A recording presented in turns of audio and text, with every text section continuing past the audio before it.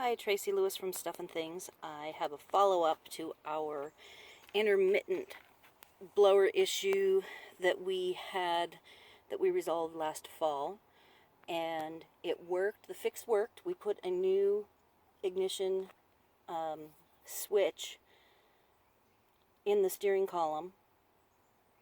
It was a $30 part, I think, $32, and that fixed the problem until about March of this year, and the problems started coming back, and it went from very intermittent to half the time to mostly not working to not working, and we're in July now, and it is pretty miserable to not have the blower fan. You still get cold and you still get heat, but you have no fan blower component, which is pretty annoying. So what we did is my husband bought another switch connector, but this time with all of the leads, because he didn't know if there was any issues with the wiring.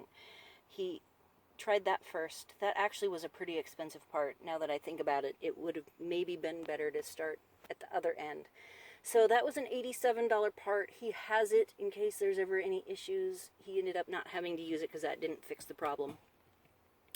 The second part that he bought was the resistor. So now instead of being at the steering column, I'm over here on the passenger side, and I'm going to show you where these parts live. So the resistor, it is literally called a blower motor resistor, and it has got ceramic on it and some copper components. And here it is, and it is pretty corroded and cracked. You can see where the ceramic is cracked. And then he also, so that was $19.99. All of these parts he bought on Amazon.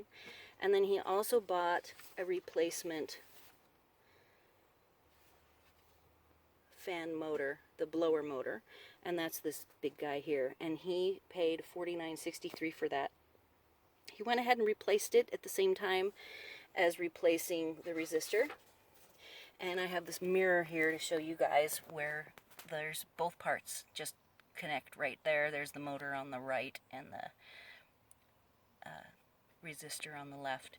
So for way under what it would have cost to have somebody to take it to a dealership and have it fixed, or even a private car repair place, we saved a ton. We learned a lot. And so I can only say that if you're at all mechanically inclined or good with electronics, hop onto YouTube, describe the issue with your vehicle, and there are lots of videos out there to help. They take it apart, they show you step by step. My husband made a point that it's only 3 screws for the motor, the fan blower. So, well worth it. I wish we would have taken care of it when the issue first happened and not delayed. And I will go ahead and list the parts on the description of this video.